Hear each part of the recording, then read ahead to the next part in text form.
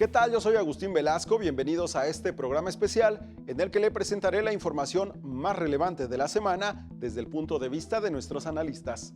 Estados Unidos no desaprovechó la oportunidad e hizo del juicio de Ismael El Mayo Zambada un auténtico circo, aseguró Jesús Silva Herzog Márquez. En el espacio de José Cárdenas, el analista calificó la declaración de culpabilidad del capo sinaloense como un hecho histórico que fue magnificado por el vecino del norte. Por otro lado, aseguró el secuestro y traslado del Mayo a suelo estadounidense deja como antecedente la desconfianza de los norteamericanos en las autoridades mexicanas. Para Jesús Silva Herzog, tras el juicio contra Ismael Zambada, es necesario un acuerdo entre ambas naciones para combatir al crimen organizado. Es lunes, es el momento del análisis, del comentario del maestro Jesús Silva Herzog Márquez. Él es profesor de la Escuela de Gobierno del TEC de Monterrey, a quien siempre le damos la bienvenida. Jesús, ¿cómo estás? Buenas noches. Hola Pepe, muy buenas noches. Le comentaba yo a José Luis Montenegro hace un momento, ¿te pareció un circo todo lo que está haciendo la fiscal general y sus principales alfiles de otras agencias respecto a la captura del Mayo? ¿Es histórico? ¿Es el más malo de todos los malos? Bueno, yo creo que puede ser al mismo tiempo un evento histórico y ser un espectáculo, ser un circo.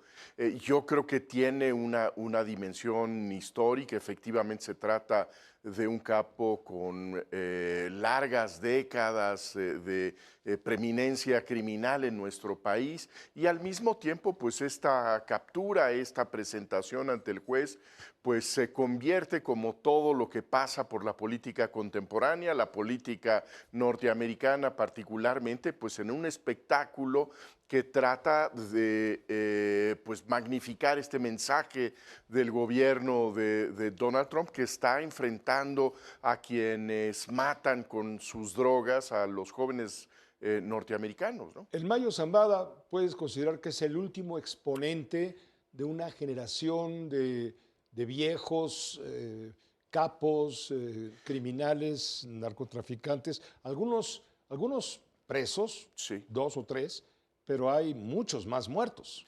Bueno, yo creo que lo que podemos nosotros reconstruir de las historias periodísticas, pues sí nos dan cuenta de una figura que era una figura realmente legendaria, de un hombre de un perfil muy peculiar y con un poder gigantesco. En el tablero del ajedrez sería el rey.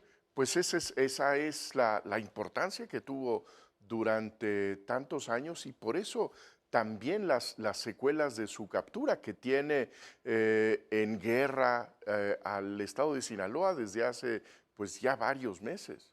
Ahora, el sigilo de las autoridades estadounidenses para compartir con la autoridad mexicana el modus operandi del traslado, por no llamarle secuestro, extracción, Sí. abducción del propio Mayo hace un año, ¿no te parece sospechoso?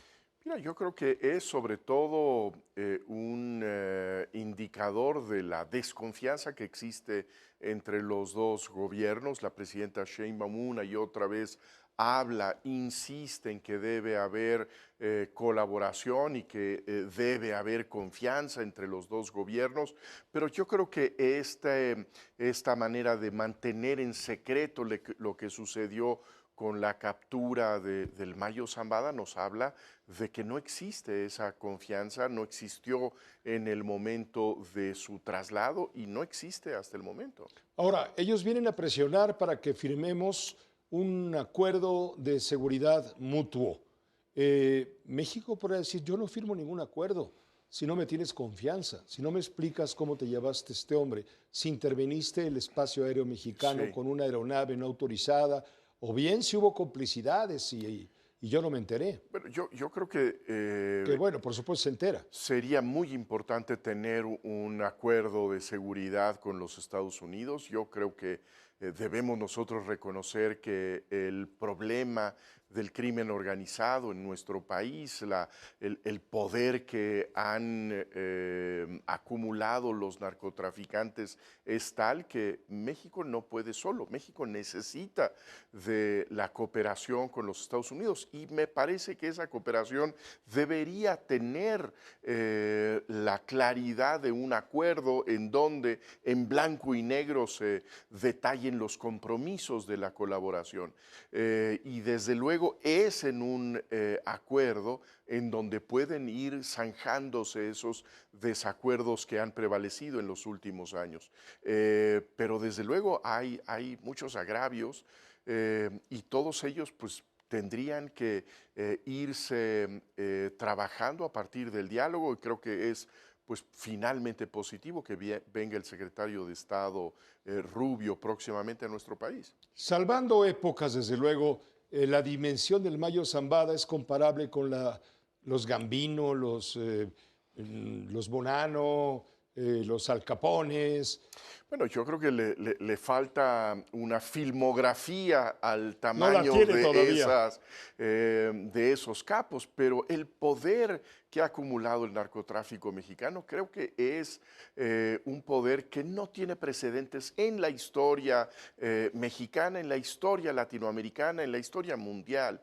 Realmente estamos frente a un poder descomunal con un control realmente muy extenso de territorios en nuestro país, cosa que creo que incluso en esos personajes incluso de la cinematografía estaba mucho más limitado, ¿no?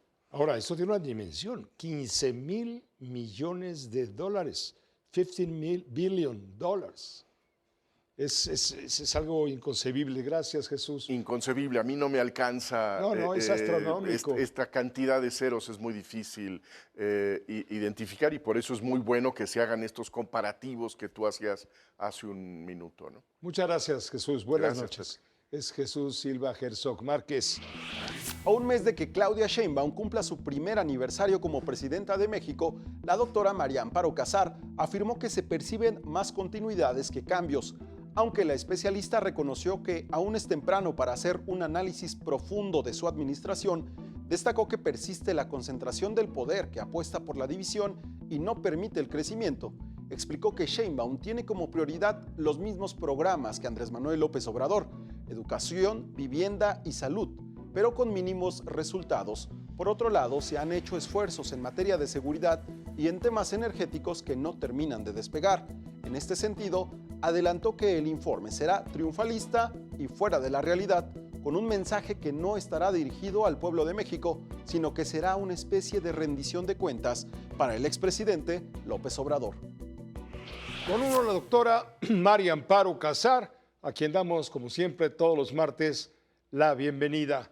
Doctora Casar, ¿cómo estás? Muy buenas noches, bienvenida. Te veo muy sonriente. ¿Que estás muy esperanzada y optimista con el primer informe o al contrario? No, estoy con la sonrisa en la boca de gusto que sea martes de A Juicio de Amparo y verte aquí en la televisión, pero pues no, luces y sombras, como en todos los gobiernos, es difícil contestar en tan poco tiempo, pero creo que la pregunta pertinente es, Pepe, continuidad o cambio, ¿sí? Y veo muchas continuidades, veo más continuidades que cambio en la política económica y en la política y en la política social también. En política es donde menos buenas noticias tenemos. Creo que la presidenta Sheinbaum llevó a cabo a la perfección el libreto o siguió la partitura de López Obrador, que la podría resumir yo, Pepe, si me lo permites, en que el segundo piso de la cuarta transformación es la constitucionalización de la concentración del poder y, si la reforma electoral prospera, la creación de las condiciones para su permanencia. Aquí no se desvió, creo que ni un ápice, sigue las mismas prácticas de no diálogo con la oposición, de imposición de las reformas que la Cuarta Transformación juzga las pertinentes y pues prácticas francamente de ejercicio del poder discrecional.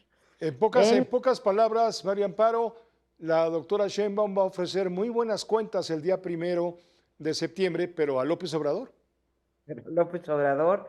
Y bueno, también tiene ahí algunos pendientes, pero primero te digo, sí, sí le va a entregar buenas cuentas.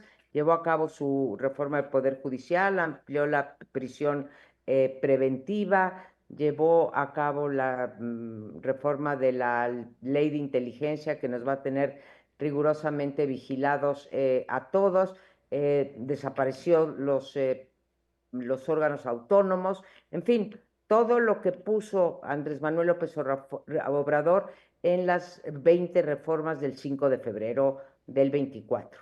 Entonces, ahí buenas cuentas, como tú dices, para López Obrador, no así para la democracia. Creo que hemos tenido un retroceso y sé que le molesta a la presidenta que digamos que hay una declive, una declinación del régimen hacia el autoritarismo, pero así lo veo. En el lado económico, creo que tiene las mismas prioridades de gasto, los mismos programas prioritarios y las mismas desatención a educación y salud. No sé por qué en este primer spot que nos estabas mostrando habla de la salud, de educación y la vivienda. De vivienda pues no se ha concretado y en salud volvió a bajar el presupuesto para salud y no tenemos buenas cuentas, tampoco en deserción de escolar. Los retos, Pepe, creo que es tener realmente un proyecto de crecimiento porque no queremos distribuir pobreza, queremos distribuir al alza, ¿sí? Queremos distribuir riqueza y también hay que reconocer que hay 3 cambios importantes en la gestión y que ponen el sello a su administración, que son seguridad, ahí sí se acabó abrazos, no balazos. CFE y Pemex es una promesa, pareciera que en la dirección correcta, vamos a ver, todavía muy pronto para saberlo, y la relación bilateral con Estados Unidos, no la política exterior en general, en la política exterior se sigue apoyando a regímenes autoritarios, no se invitó a la toma de posesión al jefe del Estado de España, al rey de España, en fin, pero en la relación bilateral hay que decir que ha logrado reconstituirla. Si el precio es alto o no, ese es otro asunto, pero esos 3 cambios veo. Sus retos, pues bueno, 50% del gabinete lo impuso López Obrador, las bancadas siguen dependiendo, digamos, siguen respondiendo a López Obrador o sus operadores Sí, en los ministros también son herencia de López Obrador, aunque hayan sido electos, los gobernadores y pues el partido que no lo controla también, Luisa María Alcalde y Andrés Manuel López Beltrán, pues también son López Obradoristas, ¿no? Ahí tiene retos también en lo político, claro, Pepe. tienes toda la razón. Vamos a estar atentos al mensaje. Se va a pronunciar desde Palacio Nacional. Ella manda el informe de acuerdo con la Constitución, los libros, en fin, los anexos, y se entrega a través de la Secretaria de Gobernación en la Cámara de Diputados. Y luego ella da su mensaje con motivo del primer informe de gobierno. Así es, dará un informe, creo que será un informe triunfalista. Bueno, ya no los anuncian sus spots, no se podía, sus promocionales del primer informe, será triunfalista. Lo de la pobreza, bueno, no corresponde a su sexenio, pero ahí está, mantiene la política salarial, eso es cierto, si nos dice eso será Sí. verdad, pero todo lo demás, te digo, en inversión, en deuda, en apoyo a la ciencia y tecnología, lo que necesita México para crecer. Creo que no hay buenas noticias. Es apenas 11 meses de gobierno, Pepe, le queda un largo tramo, 5 años, en donde se podrán corregir, reconducir o cambiar políticas. Gracias, María Amparo. Como siempre, gracias por tu análisis. Al contrario, Pepe, muy buenas noches. Buenas noches, gracias María Amparo Casar, a todas horas, siempre en su juicio. El miércoles, Alejandra Cullen calificó a Gerardo Fernández Noroña como un personaje grosero y celebró su salida de la presidencia del Senado. Se trata de un político que no sabe diferenciar las razones ideológicas de la soberbia y que se contradice al asegurar que defiende al pueblo mientras compra una casa de 12 millones de pesos. Para la analista, Noroña provoca, agrede y ofende y después se hace la víctima. Fernández Noroña cerró su último capítulo en la presidencia del Senado muy a su estilo. Se olvidó de los principios y la labor legislativa. Se dedicó a promover tonteras, a impedir la libertad de expresión. Este tipo de incidentes pasa cuando el árbitro deja de ser creíble. Bueno, pues Alejandra Cullen, así se escribió hoy un capitulito chiquito de la historia de los partidos políticos y demás. Fíjate que si algo tenemos que sentirnos orgullosos los mexicanos es del ingenio. Te voy a mostrar la rapidez con la cual ya hay un corrido al pleitazo que acaba usted de mirar, que le acabamos de mostrar. Es un corrido que está circulando en las redes, ¿no? Es un fiel reflejo de esta cámara húngara entre Alito Moreno y Fernández Noroña. Aquí le presentamos un fragmento. Alito Moreno, valiente y cabrón, le dio a Gerardo Fernández Noroña su lección. Un madrazo en seco, directo al hocico, por hocicón traidor y por cínico. Bueno. Así, rápido. Esto lo mandaron a hacer los priistas, seguramente, porque pues al que queda mal parado ahí es el impresentable el expresidente, el casi expresidente de la expresidente mesa del directiva de la Comisión Permanente del Senado. A ver, yo creo Qué que... pena con las visitas. Híjole, ahora sí que... Qué pena con el vecino, como decía el chiste, ¿no? Fíjate que vino Son de visita verdaderamente... un alto funcionario del gobierno brasileño a entrevistarse con la presidenta de la República y tenía planeado presentarse ante la permanente para pues, mandar un mensaje. Le dijeron, mejor no. No, hoy no. Hoy no. Nos ánimos un poco caldeados. Estamos caldeados, sí. En la permanente. A ver, yo creo, Pepe, que Noroña ha sido particularmente grosero. Si son tan poderosos y representan a tanto pueblo, yo creo que lo mínimo que podían ser era cordiales con las minorías, como las mayorías lo fueron cuando ellos eran minorías. Pero le estás pidiendo peras al lomo porque estás pidiendo que Noroña sea un estadista. No, pero Noroña, no, estadista, no. Es un porro, tanto así, es un provocador. A ver, Noroña ha ido deteriorando su actitud, se ha ido volviendo cada vez más burdo, porque una cosa es tener posiciones ideológicas, otra cosa es la soberbia, la grosería hacia sus pares. La intolerancia. Al final, independientemente del partido del que vengan, él está obligado a cederle la palabra a todos y cada uno de los senadores o de los diputados que están, en este caso, en la permanente. Y lo único que ha hecho es provocar, agredir, ofender. Entonces, esto yo creo que era un poco lo que se imaginaba uno que iba a acabar sucediendo. Además, Pepe, y es un poco un reflejo de la nación, cuando las leyes dejan de importar, cuando el árbitro deja de ser creíble, pues lo que sigue son los balazos. Acá fueron los golpes, en otro caso, en cualquier momento, pues van a empezar a sacar las pistolas. Sí, pero todo esto, ¿no?, te revela la polarización tan brutal. Pero no, la polarización de Morena, porque Morena se va inventando a su enemigo. O sea, al final el PRI representa al 10% de la población, no es un partido que los amenace ni que ponga en riesgo el poder. Lo que los pone es en evidencia por lo burdos que son, porque estas inconsistencias de Noroña, que se dice pueblo y se compra su casa de 12 millones de pesos en Tepoztlán. Entonces, pues digo, las inconsistencias son de ellos y las culpas son de ellos. No, bueno, de la casa, no veo acá. De la casa, paréntesis, él dice que lo obtuvo mediante un crédito hipotecario. No tiene edad para tener un ya crédito no hipotecario, tiene edad. bebé, perdóname. Yo pedí el otro día un crédito para comprar un coche. No te lo van a dar. Ya no tiene usted la edad. No, con todo respeto. Entonces se acabó. 2, esa casa está construida en terrenos comunales. ¿Cómo la obtuvo?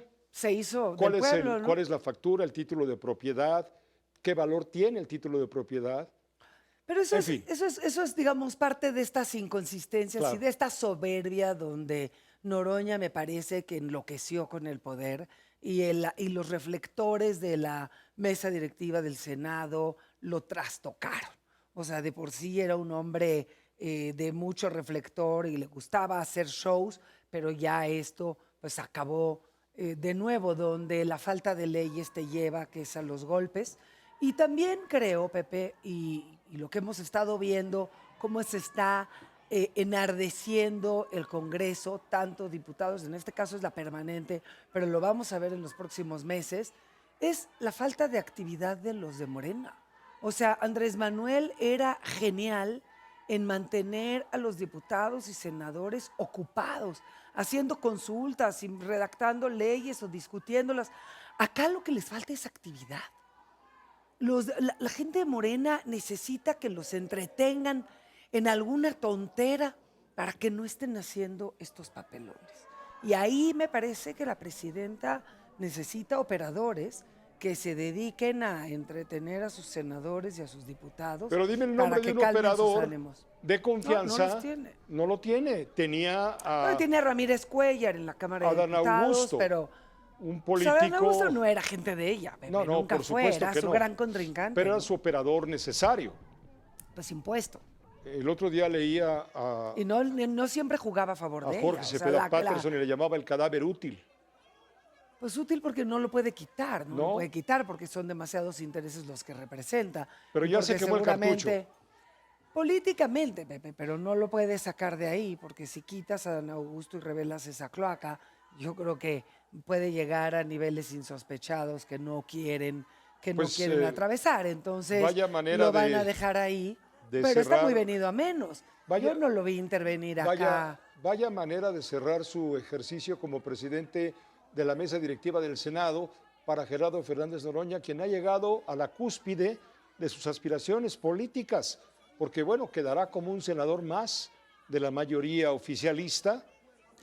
No, un senador que simplemente tensó las cuerdas. Y guardó que muchas, fue, rencores. que fue siempre violento, siempre agresivo, no solo con los senadores, no solo con sus pares, sino también con los ciudadanos. No podremos olvidar este pobre ciudadano que lo criticó en una sala VIP en el aeropuerto y lo obligaron a ir a ofrecer disculpas a la perdón. mesa del Senado. Entonces, pues lo que estás viendo de nuevo es un Noroña que se fue volviendo cada vez más soberbio, cada vez más loco, violento ¿no? Más y loco. cada vez más polarizante en el ánimo del Senado. Me parece que tienen tal mayoría que deberían de trabajar en armonía en Hoy- vez de estarse insultando. Como Hoy lo hablé están con haciendo. él y de entrada le pregunté, oye Noroña, enséñanos el cachete morado que te puso Alito, ¿no?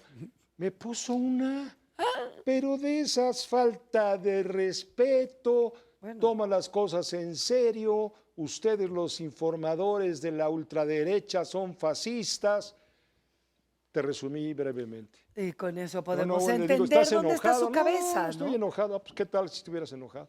O sea, y eso, y además es tu columnista. Era colaborador, era. Era semanalmente, Sí, ¿no? sí, sí. Y lo que tienes es esta visión completamente enloquecida por haber sido presidente del Senado, que me parece que lo trastocó. O sea, una cosa es tener posturas muy firmes, y era un buen orador, y otra cosa es enloquecerse, insultar a diestra y siniestra, tanto a sus pares como a los ciudadanos. Se olvidó de todos los principios, se olvidó de la labor legislativa y se dedicó a promover tonteras, a callar a los senadores que no hablaban de las cosas que él quería, a impedir la libertad de expresión y a impedir el diálogo en el Senado, que es lo primero que tiene que haber en una Cámara de Diputados o en una representación legislativa, en el Poder Legislativo.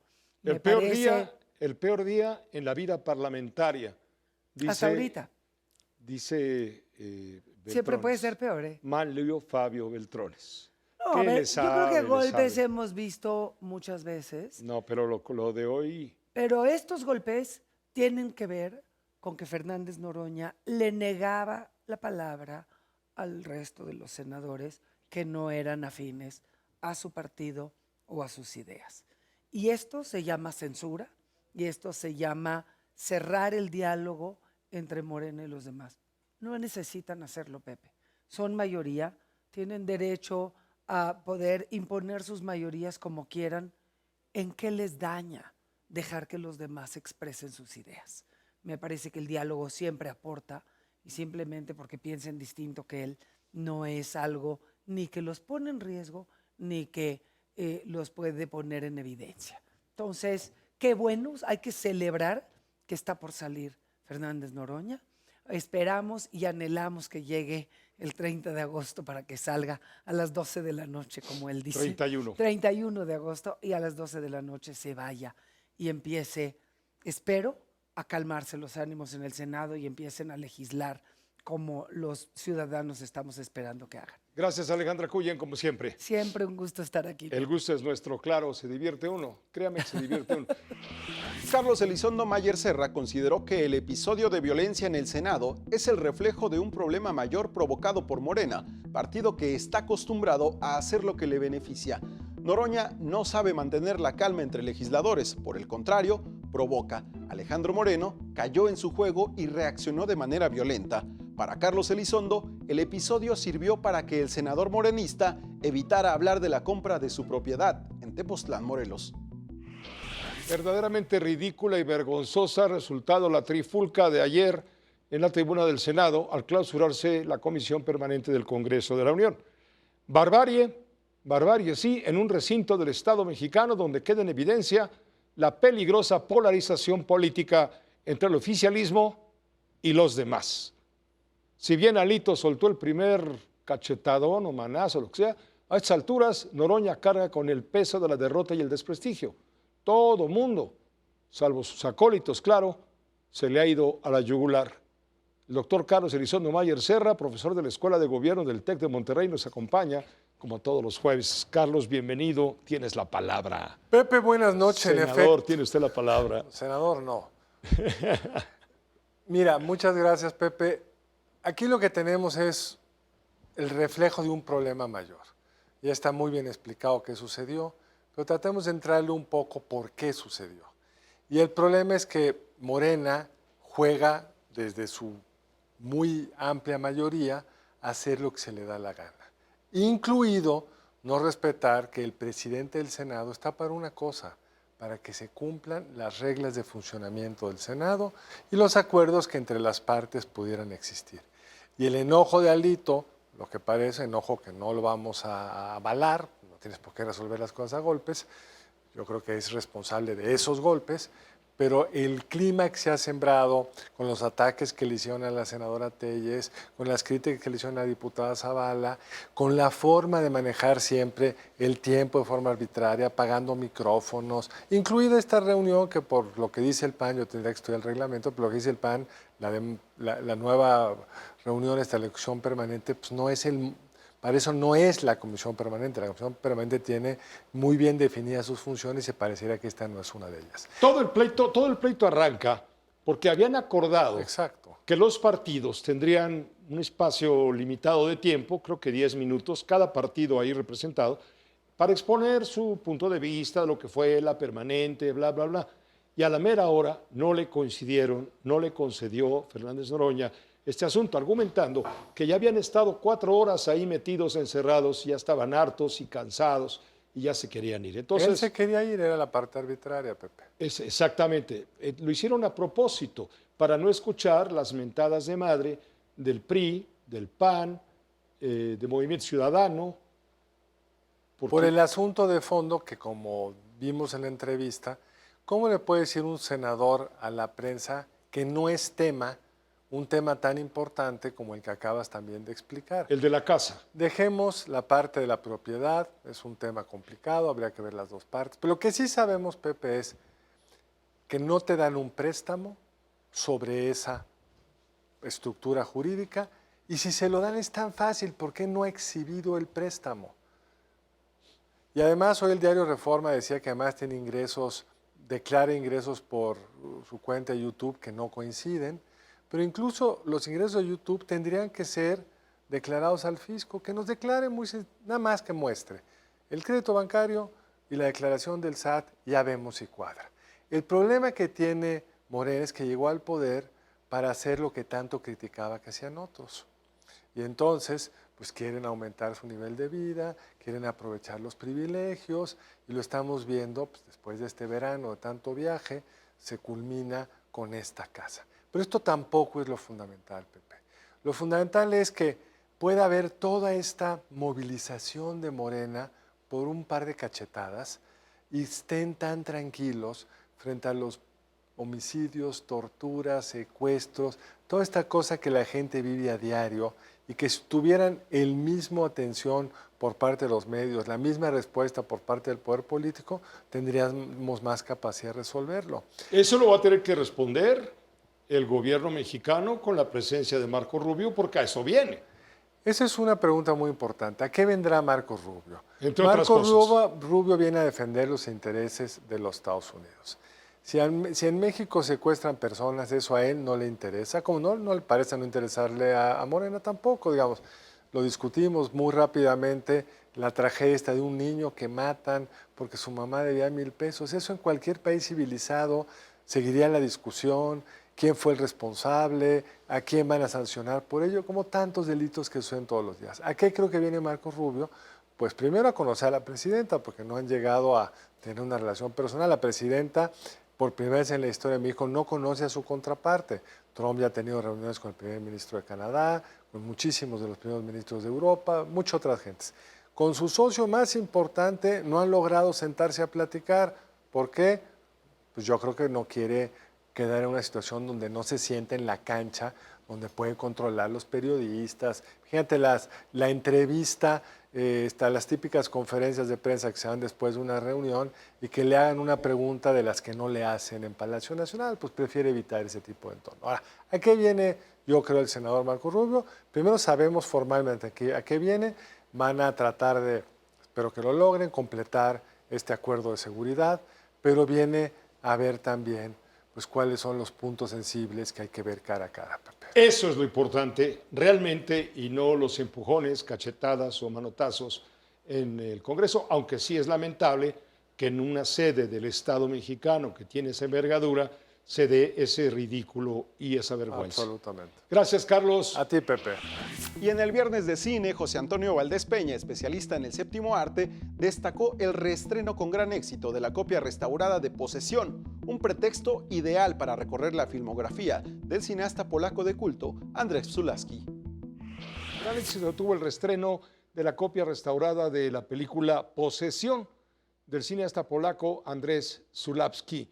Con uno, José Antonio. Hola. Valdés, ¿cómo estás? Muy bien, Bienvenido. muy bien, mi querido A ver, Pepe. vámonos al cine. Vámonos, pues bueno, resulta que sí, se estrenó en la Cineteca Nacional y en algunas otras salas una copia restaurada de Posesión, película de 1981 del polaco Andrzej Zulawski. Y bueno, pues para todos aquellos fans que están descubriendo a este cineasta, pues traemos un recorrido por lo más importante de su filmografía. Pues él fue miembro de una importante generación de cineastas polacos, donde está Roman Polanski, Krzysztof Kieslowski, Krzysztof Zanussi. Él estudió cine no en Polonia, sino en Francia, y regresando pues se incorporó a la industria del cine de su país. Eran los años duros del comunismo y allá en 1969 pues debutó con una película llamada La tercera parte de la noche, una historia terrible acerca de polacos que por conseguir cartillas de racionamiento en plena ocupación nazi se prestaban a experimentos relacionados con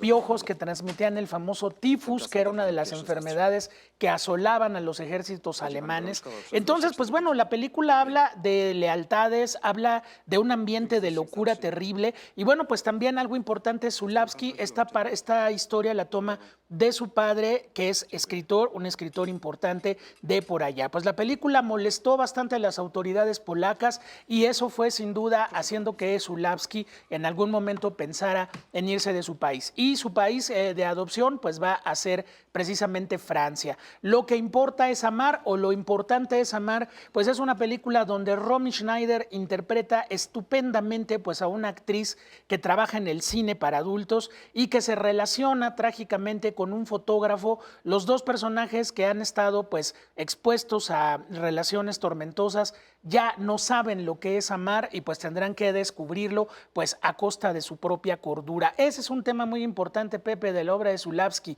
la locura y cómo nos va poco a poco poseyendo. Y sin duda pues eso nos lleva a Posesión, película del año 81, que surge pues de un momento difícil en la vida de Andrei Zulawski, vive un divorcio, se muda de país, está a punto de suicidarse, él mismo lo contó, y bueno, pues eso lo llevó a filmar esta parábola donde un matrimonio que se está resquebrajando allá en pleno Berlín Occidental, todavía con el muro de Berlín presente, pues de pronto ella empieza a enloquecer y empieza a desarrollar en la casa un monstruo con el cual satisface sus necesidades sexuales, mientras su esposo, que es un espía internacional, pues también va enloqueciendo. La película pues es ahorita la que pueden ustedes ver en cartelera, con Isabelle Adjani, extraordinaria en este papel de una mujer que se va degradando en la locura cada vez más.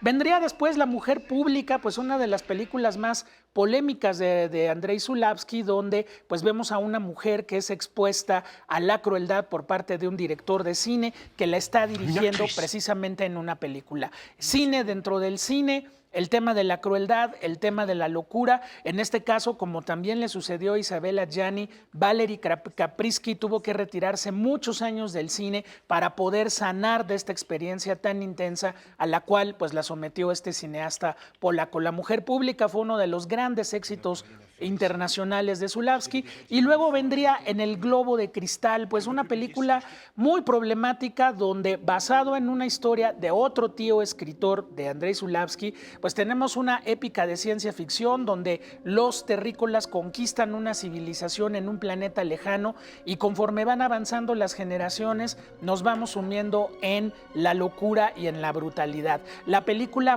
el negativo de la película fue destruido por las autoridades polacas, y gracias a materiales que había logrado juntar Zulawski, pues la película existe. Ahí hay tramos donde hay una narración que cubre los momentos que ya no se pudieron recuperar, pero sin duda En el Globo de Cristal es una de sus obras más importantes. Y pues allá en el año 2015, el maestro se retira con una película llamada Cosmos, donde un par de jovencitos enamorados de la literatura gótica y la literatura fantástica, pues entran a una casa de descanso donde pues se van a encontrar con la locura, con el horror, con el reflejo de sus propios miedos. Y bueno, pues en el 2016 Andrei Zulawski fallecía, dejando sin duda una filmografía muy importante, muy dispareja también, pero donde podemos encontrar sobre todo, Pepe, pues cómo la locura nos rodea y nada más necesita un pequeño chispazo para que se apodere de nosotros. Nomás no empujes. Pues bueno, ahí está la obra de Zulawski. Disfruten Posesión, sigue en cartelera en varias salas del circuito cultural. Y bueno, pues aquí un recorrido por la obra de Andrei Zulawski. Gracias, José Antonio. Gracias a ti, Gracias, Pepe. Buenas noches. Bueno, pues con José Antonio Valdés Peña. Recuerda seguirnos a través de nuestra multiplataforma. Yo soy Agustín Velasco. Hasta pronto.